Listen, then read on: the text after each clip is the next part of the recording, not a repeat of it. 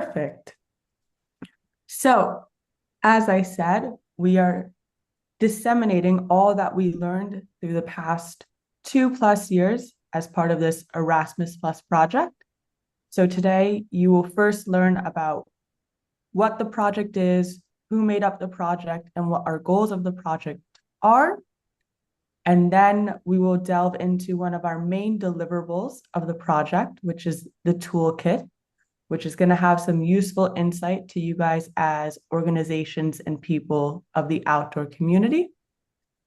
Then we will launch into a bit of story time. So we held these youth exchanges with various youth across Europe, and they are on the call today to share about their experiences. And then we will roll into the Youth Manifesto. So what the youth are asking for out of the outdoor community, out of us as humans.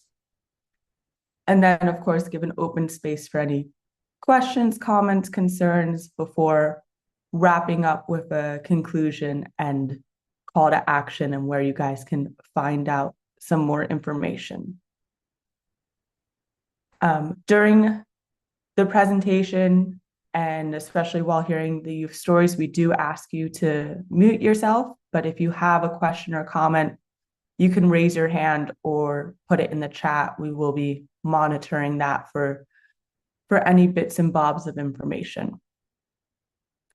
I think that's all from my side at the moment. So I'm going to hand it over to Alberto to introduce himself, Enos, and the project that we're all part of. Yeah, so thank you very much, Jill, for this great introduction. First of all, it's a pleasure to see such a large audience in the room.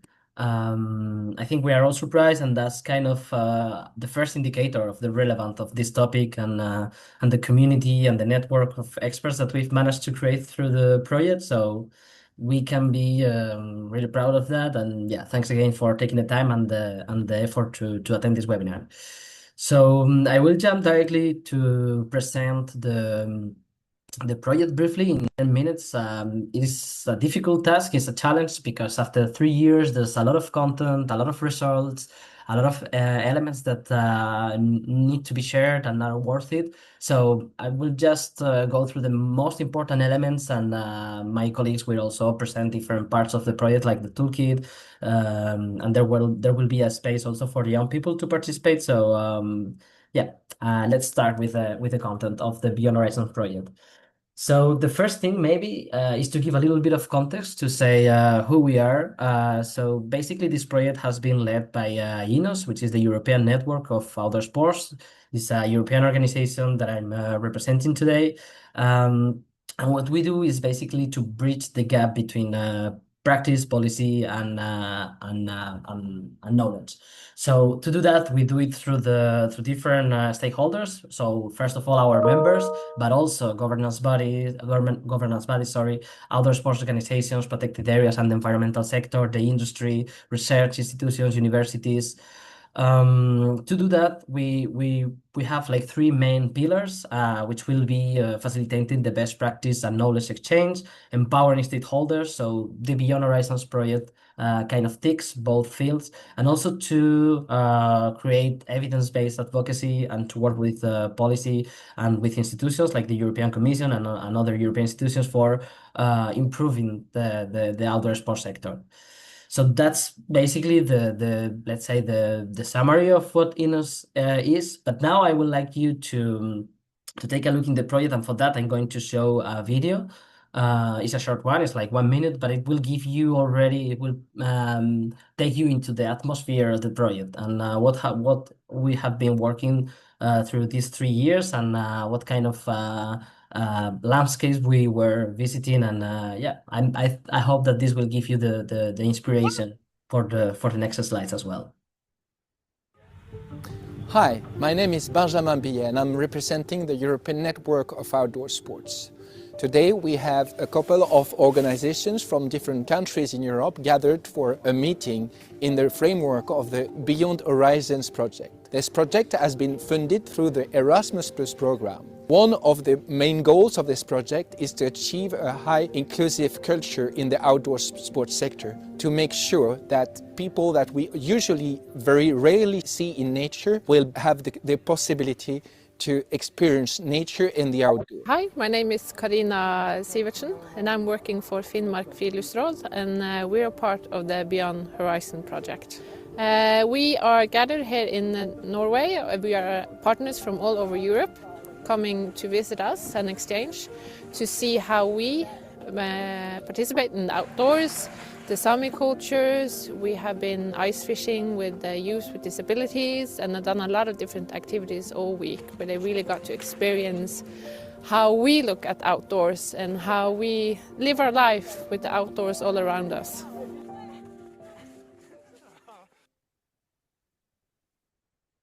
So I think this kind of images and videos already give all the partners and myself some really good memories on those experiences that we lived through the project, and how strongly we connected from an emotional point of view with all these people, the young people first of all, and then all the experts that we met in different countries and cultures. Um, so the project, the let's say the initial objectives of the project will be to promote the physical activity, to reconnect people, especially young people, with nature, and to achieve a stronger in-class culture. And finally, to develop a measure impact mechanism that allows organizations to find their arguments about the importance of developing this kind of inclusive and outdoor programs for young people. But if we translate that into something more tangible, more practical, let's say, at the end, the project was about sharing knowledge about barriers and offering also some solutions through best practices in order to foster that participation of the youth Europeans in the outdoors. Um, the expected results were, as I was saying, to create a network of experts, sorry, and also to align with this mission that INOS has of bridging these three elements of practice, research, and public policy, but also to promote the benefits of engaging people at risk, especially young people, and disseminating good practices. If you wonder about the targets of the project, those will be the partners themselves. I think we have all learned a lot during these 3 years. We have enhanced our knowledge, but also we've been able to share it and to compare different approaches, cultural approaches, and it's been extremely interesting for all of us. So after that, the broader outdoor sports sector and the youth and education agencies also benefit from that, and they are the direct targets from a lot of elements that we have created. So, for example, the toolkit. But we cannot forget about the young people, because this project was done for them, but with them. Since the beginning, we have really included them in the different parts of the project. So first in the exchange program that I'm going to talk in a minute, but also in the youth panels that we created in order to have representatives from all over Europe. And I think that capturing the voice of the young people, it's been extremely useful, and it will already set the roadmap for the future of the outdoor sports sector. So the project was divided in 5 different work packages. The content ones will be, so the work package 2 was about doing a desktop research in Europe and trying to identify where are the obstacles, the barriers that are facing today the youth in order to access nature and outdoor sports, and also try to find some solutions that could help to break those barriers. Then the second step was to create one of the core elements of the project was to have an exchange program where we visited different countries and we exchanged best practice information. We had the chance to meet experts and to gather more knowledge in order to put all that into a final toolkit, which is the work package 4. And finally, do some dissemination activities like conferences, webinar like this one, but also a lot of communication on social media channels, newsletters, and stuff like that. Alberto, can I stop you really quick? You are very good at speaking, but you're very fast at speaking. Could you Okay. speak a little bit slower? Thank you. That's a really good fun. Thank you, Hugo. So if we take a look at the first step of the project, these are some of the barriers that we identified. Sometimes some are more visual than others, so we can immediately think about disabilities, health problems, but there's also a bunch of invisible barriers that youth are facing today in European society. And those can vary from cultural, geographic, economic, and we need to take those into account as well. So one of the conclusions of the research it was that the quality of the information and the available information on opportunities and barriers for young people was rather limited and low quality. When we were visiting, for example, the websites of some outdoor federations or organizations, the first thing you could see was more adults or performance side of outdoor sports, and less the opportunities and the mention to young people. So that's something by creating this knowledge and this baseline, that's something that we want to change. And in the next phases of the project, we've been offering tools and methodologies to tackle those barriers. So if we take a look at the kind of reports that we've created, you will find them all in the toolkit, and I think that my colleague Rafa is going to talk in a moment about it. So I'm not going to enter much into detail, but just to say that all these documents are available in the toolkit, and you are more than welcome to visit them and to go through all the conclusions, recommendations that we have created. We have also created some infographics to make it easier to play with it and to disseminate the results. So all of those elements will be included in the toolkit. Another really important part of the project was to create this impact measurement system in order to assess the impact that outdoor activities have in the life of the young Europeans. This is kind of a continuation of some work that we've been doing at INOS. Some years ago, we had the BOSS project, which stands for Benefits of Outdoor Sport for Society. And the idea with this new element, with this impact measurement system, is to focus especially on young people. And so the set of questions that we developed and the guide for organizations to work with this kind of surveys and tools is really targeting young people, and is really centered on the youth perspective. This will be included. We are in the last phase of the development of these documents, and they will be also included in the last step of the toolkit, which is the transversal one. But yeah, I won't spoil that because my colleagues are going to talk about it. The most, I think, the most beautiful element of this project is maybe when we started to travel and to visit different countries, as we were saying in the introduction video. Because this was a chance also to learn how the different countries are working with inclusion and with outdoor sports. What are the approaches that we should follow? And there is a lot of good initiatives and best practices happening, but let's say that the information is quite fragmented. So the purpose of this exchange program was to really gather all these solutions, gather all these good ideas, and put them together later on the toolkit, so that they were available for all European sectors. We did a lot of physical activities, so promoting physical activity and getting in touch with nature was part of it. The young people were with us. We had also a number of organizations, stakeholders, and it was beautiful moments. Like, for example, here we are in the very north of Europe, in Norway, and we were fishing with a group of disabled young people, and it was amazing, a beautiful experience that I myself I will take always with me, and I think the rest of the partners as well. And yeah, really powerful moments that deserve to be shared with the rest of the sector and the rest of Europe. But not only we were based on inclusion and different barriers, we also connected with all the topics that were transversal from the very beginning of the project. And those were climate change, environmental education. We really decided to put a focus on that. And for example, we work a lot in order to measure and reduce our carbon footprint. And at the end of the project, we have developed a number of templates for other organizations and Erasmus projects to do the same, to try to reduce the carbon footprint and try to compensate it. So you will find also attached in the toolkit some guides on how to do sustainable travel within your Erasmus Plus projects, and also how to compensate or offset the carbon footprint. This is how these kind of guides look like. And yeah, you will find it in the toolkit, so I won't enter into detail. These are some of the best practices that we found. You will have it in an interactive version in a map of Europe. But again, it is worth saying that a lot of things, a lot of governments, agencies, public NGOs, they are really working in a very efficient way, trying to develop more and more tools for young people. And I think now is the moment to make use of all of them and try to disseminate the positive outcomes of all these projects and programs.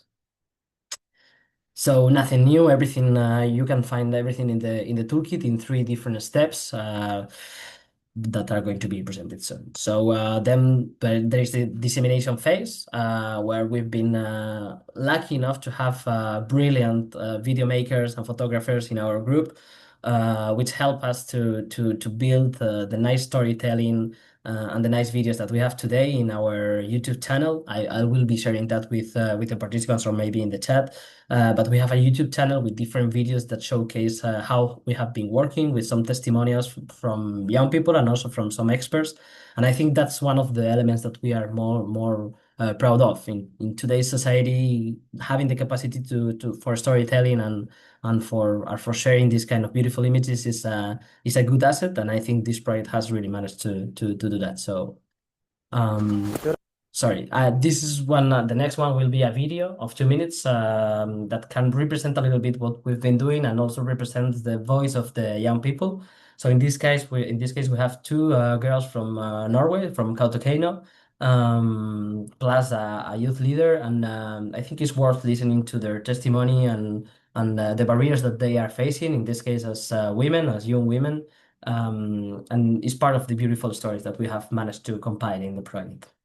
Hur är det att vara 16 år och hålla på med renskötsel? Spennende, men kan jo også være utfordrende, fordi at i de fleste reindriftsmiljøene så er det sånn at de fleste ser ned på kvinner da.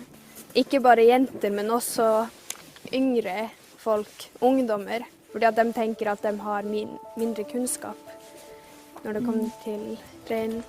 Ja, må vel bare klare å bite tennene sammen, egentlig. Ikke så og du må vise at du kan også, selv om du er jente. Ja.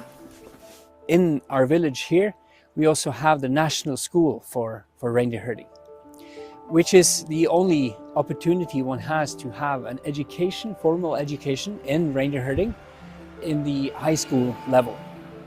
It is a unique school in that the outdoor is the teaching environment and the teachers are senior reindeer herders. That is very important because they have the real knowledge about how to manage the Arctic. About the young people, one thing one should be aware of is that just where we are now in Kautokeino in Arctic Norway, reindeer herding is the only primary livelihood in this country that does not have problems with recruitment. At du lærer alltid noe når du er ute. Du får flere venner. Og det er gøy å se egne rein. Framtiden. Det blir vanskelig. Det er jo vanskelig å tjene penger. Det er ikke ofte du kommer i overskudd. Og så må vi kjempe alltid. Mitt forbilde er i hvert fall pappa. Også en jente fra distriktet mitt. Hun er skikkelig flink med rein. Så jeg er skikkelig opp til henne. Mitt forbilde er kanskje hun bestemor. Selv om hun ikke driver så mye med rein nå. Så når hun var liten, så var hun med på det også.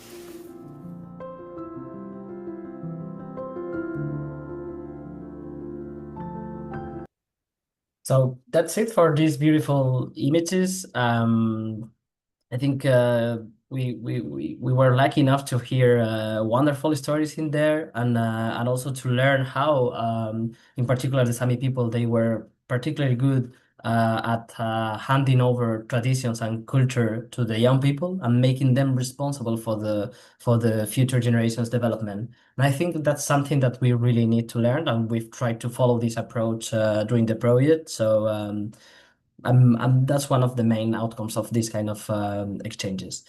But I have already spoken enough, so I will now stop sharing my screen and hand over to Rafa, who is going to present the toolkit of the project, and so one of the main elements of this Beyond Horizons project.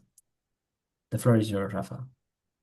Hello, everyone. I'm Rafa. I'm a part of ISCA for some time now, and I've also been working for the Beyond Horizons project since the beginning.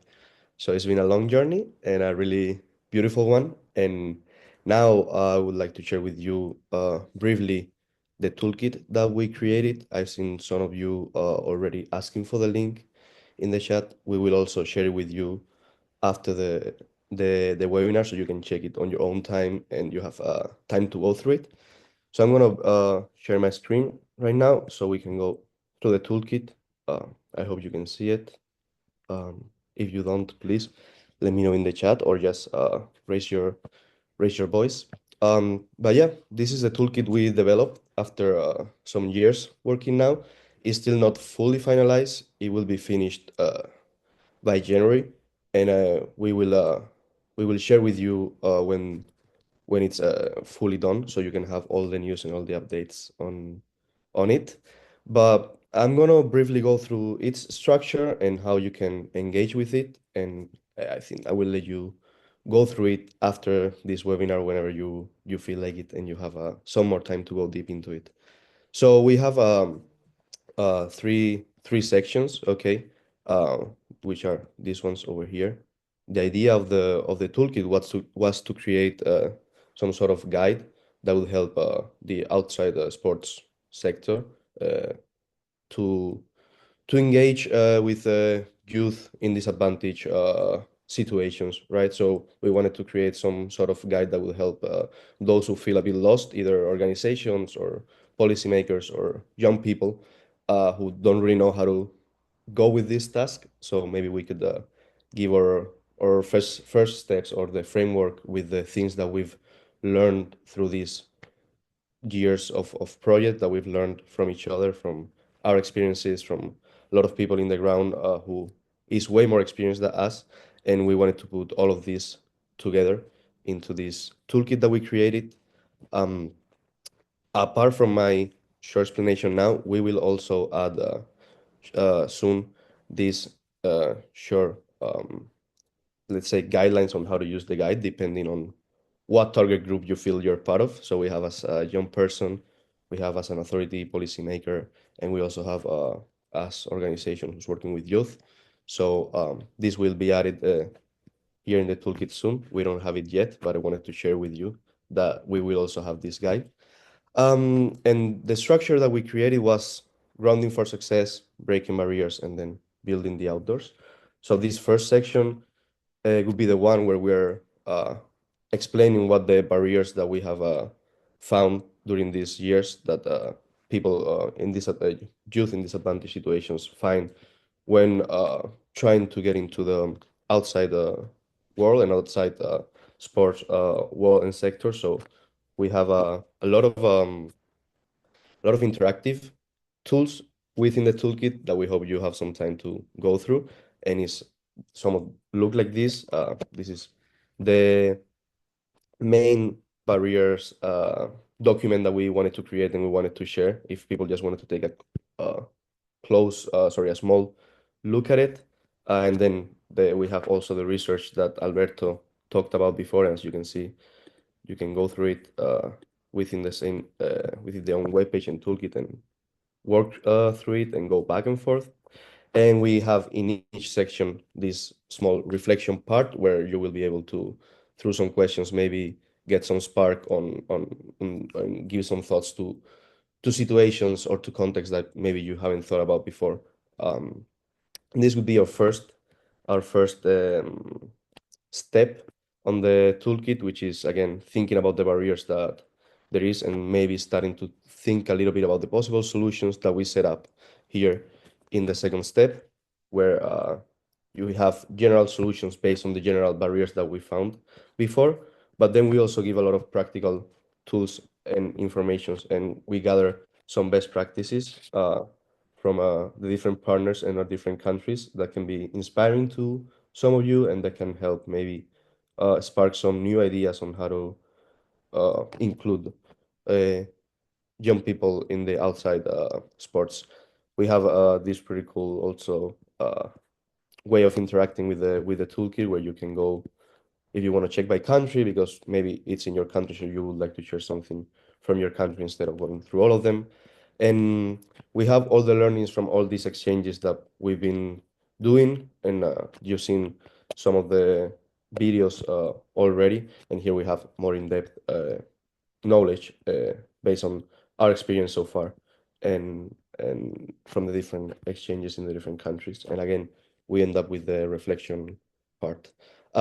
This second section is the one where we try to outlay some of the solutions. This is unfortunately not something that is going to be specifically to every context, because unfortunately that's something we cannot do, but we think it's a good layout, a good starting point to start thinking on solutions and possibilities on how to do things maybe a bit better. And then the last one is building the outdoors. We're here, we want you to have some information on how to gather and how to get some funding opportunities for your organizations, which we know is a really important part of delivering projects and starting new ideas.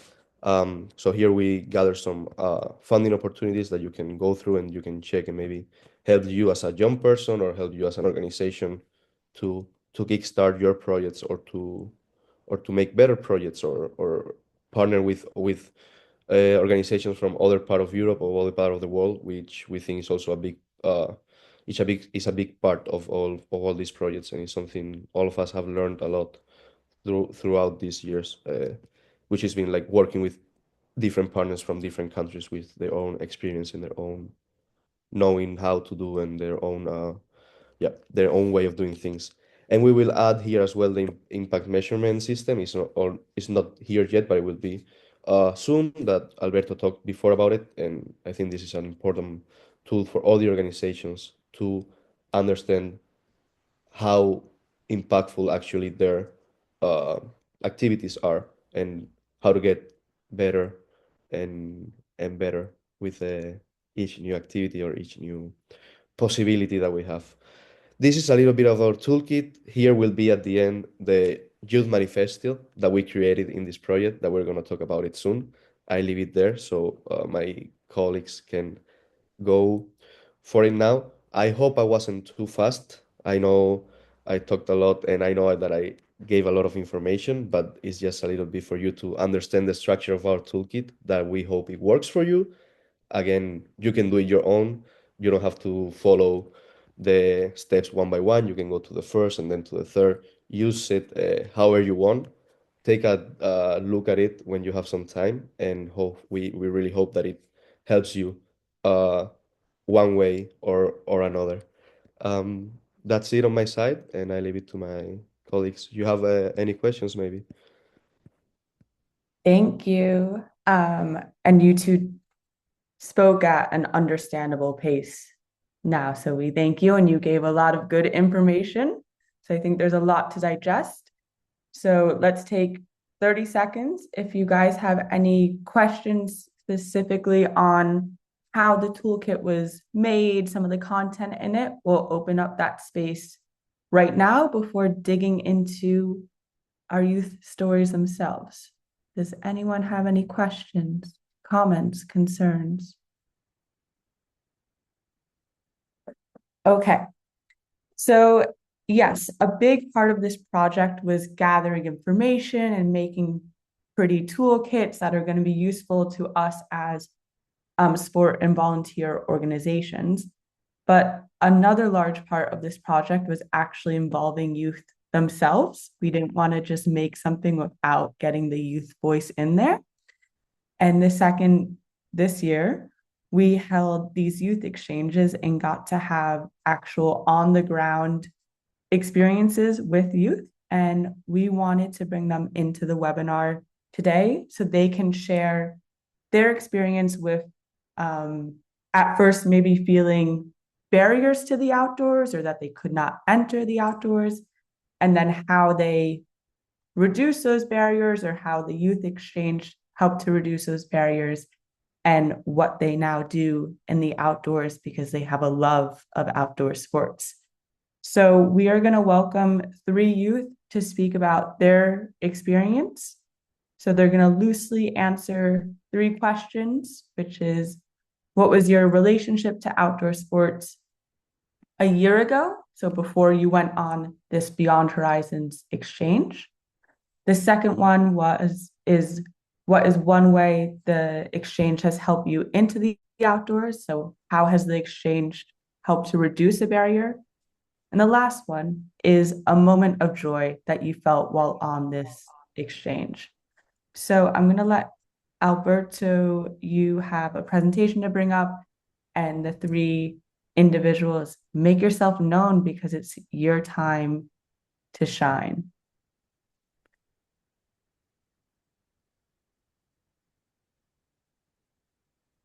Carol? Well, hello. I don't know if you can hear me well. I'm at uni right now, so I hope you can listen me correctly. Well, first of all, it's a pleasure being here today. And well, I've been all my life involved with outdoor sports, and not only as a practitioner, also studying physical activity and sports science in Barcelona, and also training to become mountain guide and ski instructor at the moment. So yeah, for me, outdoor sports have been my whole life. So when I had the opportunity to become part of the project, I said yes instantly and jumped in. So, and well, I'm now happy to be done this. And well, one way definitely the exchange helped me to break some barriers was meeting other young persons that were in other countries and had different backgrounds and abilities, which also means that sports have different. It's what can be for different persons and can include everybody despite its abilities. I realized how important it's to have leaders and persons that are committed with inclusion nowadays, because it's well our goal as the project.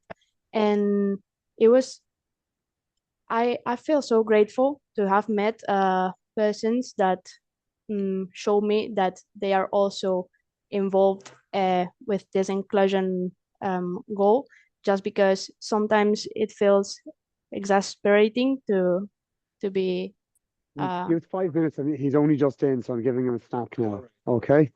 Thanks. Sorry, I don't hear you well. No, you can continue. You're doing okay, well, Keep sorry going. about it. I didn't heard you.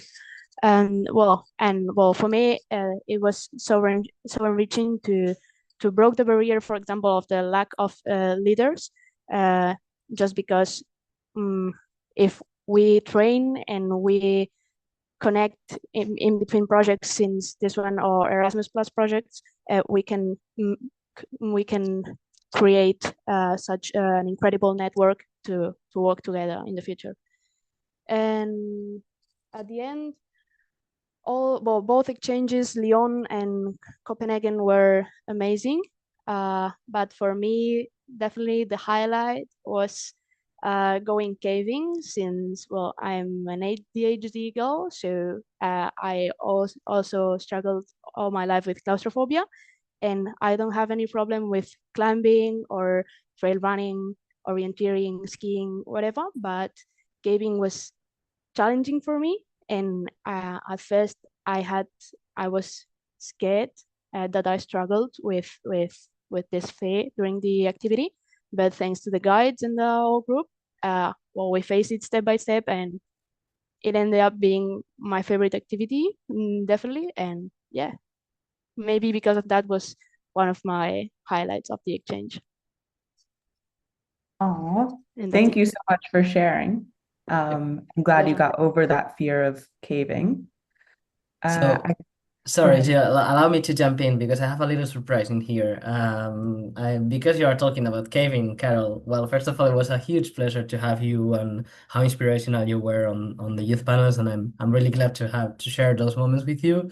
But I have indeed some images of you caving, so I want to share this because it's just a quick video. I'm sorry that it's in Spanish because we, from the very beginning of the project, we encourage people to speak in their own language, and our role is to translate that. So I had last minute problem, sorry, with the subtitles. I will just translate.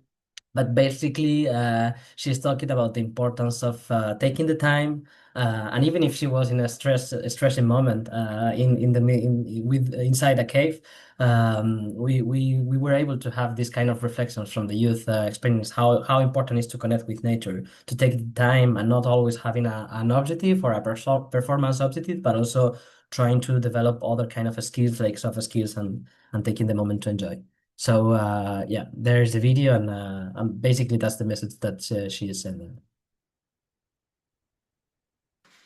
De conexión de grupo, de no sentir la naturaleza, depende de qué momento, y pararte un momento a reflexionar y no ir tan a machete a por un objetivo que puede ser una cima, una carrera o lo que sea, una meta o un tiempo, pues más parar, sentir la naturaleza y disfrutarla como es. So yeah, the final message was like stop, feel nature, and enjoy it as it is. And I think that's kind of the slogan or one of the important statements that we decided to keep for the project. So thank you very much, Carol. It was amazing to have you. And now I will jump to the next young participant. So this time we jump from Spain to Serbia. Andrea, which also provided a nice statement. And I just wanted to share quickly a video. This time we were kayaking in Ardèche River, and it was a beautiful moment as well. It was a first time for her. So here you have the video, this time in English, about her testimony. So this was my first time experience in kayaking. I must say it takes a little bit of courage, a little bit of like moving your borders of your like a comfortable place and comfortable space. So when you like get down those kind of borders, you step into something very new, very exciting, very adventurous, something that takes like the presence in the moment, which is very beautiful. And yeah, I think it was a great experience and everybody should try it. So as you can see, the discussions and the topics were far beyond the in-classroom approach, and it was more about life skills in general. And this is why we believe in the strength and the power of the outdoors, because it is a place where we can really learn, grow, and connect. And it was spontaneously said by all the young participants, but I think we were able to record that with different materials that will be shared. And yeah, I think we are all the project partners. We are all really proud of having this kind of youth perspective. And now I will leave the floor to the last youth testimonial today. We have her also in present. So please, Frida, the floor is yours. Hello, yes, I'm Frida, and I'm also very happy to be here. And so before this exchange, I had very little experience of outdoor sports. I have been skiing since I was quite young, but that was it really. And for many years, I had wanted to become more like outdoorsy, but I always felt that I like lacked the social like community and like the knowledge required to do so. And so because of this, like taking the first step always felt like overwhelming and not very doable. So for me, this exchange was like the ideal first step. It helped me gain experience, which made it much easier for me to take further steps. And during the exchange, I also met amazing people who had lots of experience, who like inspired and motivated me to continue with outdoor sports. And they also like broadened my perspective on like what outdoor sports can be and how accessible they actually are. And of course, I have many great memories from the exchange. I loved hiking and camping in Chamonix, but of all the activities we did, I definitely enjoyed rock climbing the most. The rock climbing was also very beneficial for like our group dynamic, and everyone became more comfortable with each other after. But yes, I love trying something like completely new, and I really fell in love with it. And now, a few months after, I have continued climbing, and now I work at a climbing center here in Stockholm, Sweden, and that is very much thanks to this project. So I'm very grateful for this experience. Yes, thank you. Thank you. And I can't wait till I see you on like a climbing World Cup or something in the future. So we had a lot of opportunities to actually talk to youth and see what's driving them to get outdoors or stopping them from getting outdoors. And we took all this information and their experiences and perspectives and combined it into a youth manifesto that we will present to you right now. So I'm going to give the floor back to Alberto to share actually what youth are asking of the outdoor community. Okay, thank you very much. So yeah, basically that's I would like to tell first the story of the Youth Manifesto because at the beginning of the project, this was not an expected result of the deliverable, but the voice that we managed to build and the opinion and the experiences from the youth was so powerful that at the end we realized that we needed to come up with a document and try to capture all the discussions that were happening at the same time in Sweden, in Norway, in Ireland, in France, in Denmark, in order to have something tangible for the future and also to collect the claims and to try to start designing the society that we want to see in the future. So in order to do that, once again, the youth have been the central part of it. All the statements, all the claims come from them. So I think I already encouraged the participants in this webinar to use this document once it will be shared, and to use it as the roadmap of what should we ask to authorities, but also what are the commitments that we are ready to do. So it's a really simple document, but it's structured in a way where we can see not only the content of our discussions, but also the main principles that we are advocating for.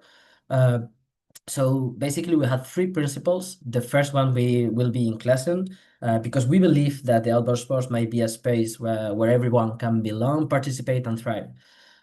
So for that, we encourage people to work with disabilities. So the most obvious one, let's say, and also those that are more hidden or that are not as known, but also use the community, the outdoor, sorry, as a tool to build community. We've been talking through this webinar, and we always at Enos have this speech of connecting with emotions through outdoor sports and nature.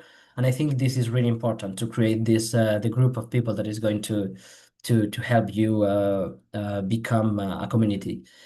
So also it is important to underline that nature doesn't discriminate. I really like this statement from one of the youth, and I think we need to pay attention and understand that the outdoors fits all.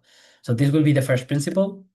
We jump to the second one is about protection, and I really like this one because as I was saying at the beginning, environmental responsibility it's been a transversal priority in the project, but I think it also we need to give something in exchange. When we are asking for more out into nature, we need to be really respectful. We need to always ensure that we minimize our impact and that we use environmental education as a tool, as a key tool for learning how to behave in nature and how to respect and love our landscapes and ecosystems. So this is really, even if the project is not focused on environmental protection, I think this has always to be at the very top priority. And the last element will be about accessibility. So we need to believe, to remind, sorry, that access is to nature is a right, not a privilege. So in order to do that, we need to make nature affordable, and we need public authorities to promote the outdoors as a part of everyday life, because the benefits from social, health, culture point of view are huge, and we really believe in the power of the outdoors.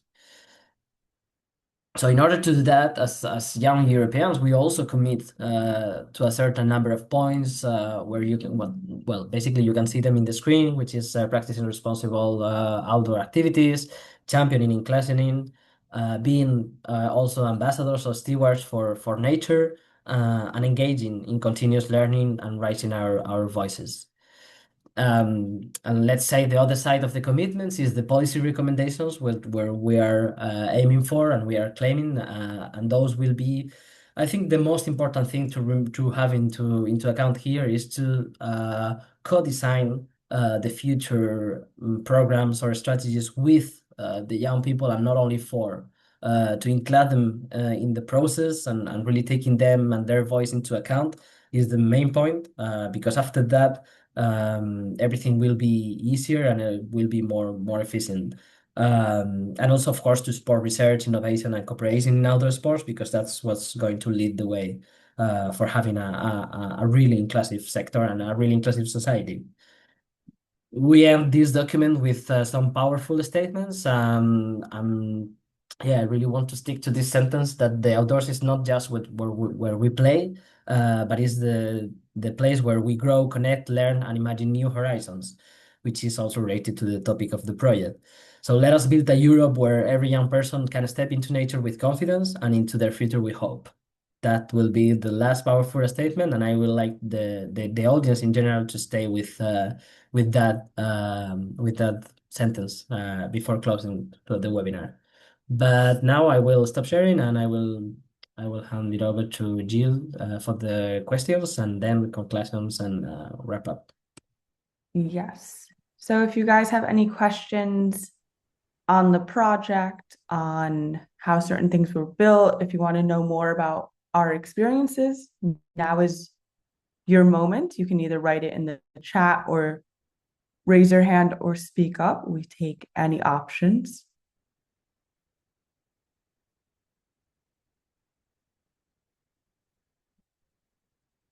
Okay.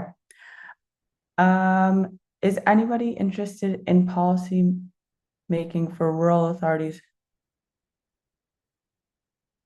I think we're all interested in policy making, from the local scale to the national scale to the European scale. I think this connects more to your organization and maybe where you work. I know for Protect Our Winters Europe, we focus on policymaking at the European level, but some of our project partners are quite local and work at the municipality level and shaping policy there. So it's quite attached to your organization and your strategy and also your capacity, unless I'm understanding the question wrong. Are there methodologies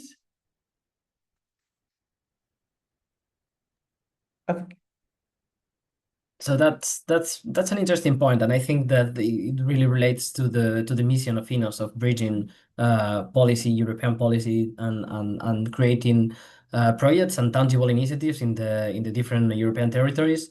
So this is not the aim of well, it was the aim of this project, but now we are coming to an end. So there will be more initiatives related to that, and I already encourage you to be a member of INOS, or also get in touch with the project management team, because I think there is a lot of initiatives.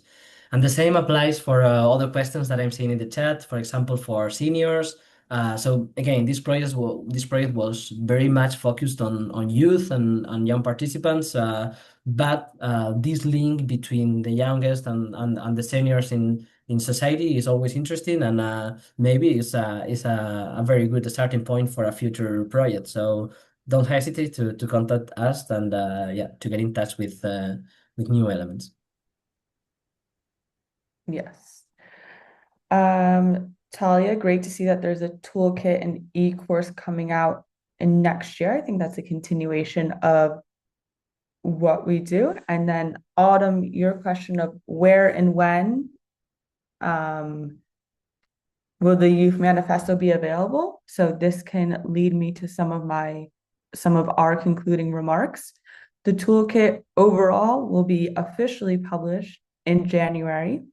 In the toolkit, you will find the Youth Manifesto, and the toolkit lives on that unique URL that was sent earlier and will be sent again. And it also lives on all of our project partner websites that you can get back to this URL. So you can find it if you follow one of the organizations such as ISCA, such as European Network of Outdoor Sports, and many others.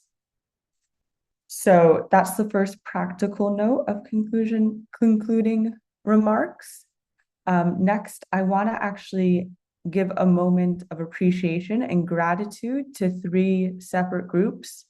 First, all the project partners who have worked really hard over these past couple years to research into this, but also to be open to learning new things and maybe being wrong about what discrimination in the outdoors may look like. So big moment of appreciation for the project partners. Then I would say a big moment of appreciation for European Network of Outdoor Sports for doing a great job leading the charge. And then lastly, a moment of appreciation for all the youth, some of them I see in this webinar, who joined us and kind of took a big leap of faith into caves, into kayaking, into climbing, into even talking about this stuff. We really appreciate your input, and it gave a lot of value to the project, and we hope it gives a lot of value to all of you guys on the webinar too. Now, this is the end of this project, but it's not actually the end of work on inclusion in the outdoors. So we at European Network of Outdoor Sports, we run various expert groups, and these are kind of collectives of people who want to spread knowledge on certain topics related to the outdoors. And there will be an expert group on youth voices in the outdoors. So if you want to stay knowledgeable on this topic, if you want to give further input on this topic, then reach out to myself or European Network of Outdoor Sports to get involved with this expert group. That's another way to keep your finger on the pulse of this topic. And then the last thing I want to say about this is don't be afraid to take a next step. It doesn't have to be a big step, but just do one thing to try to engage one young person or 2 young persons or 3 into the outdoors. And if you need some help, you can always use our toolkit. I think that's all I had. If there's any questions, comments that come up later, don't be afraid to reach out. If not, I have to say a big thank you to all of you guys for taking an hour out of your Thursday to learn a bit more about the Beyond Horizons project. Thank you.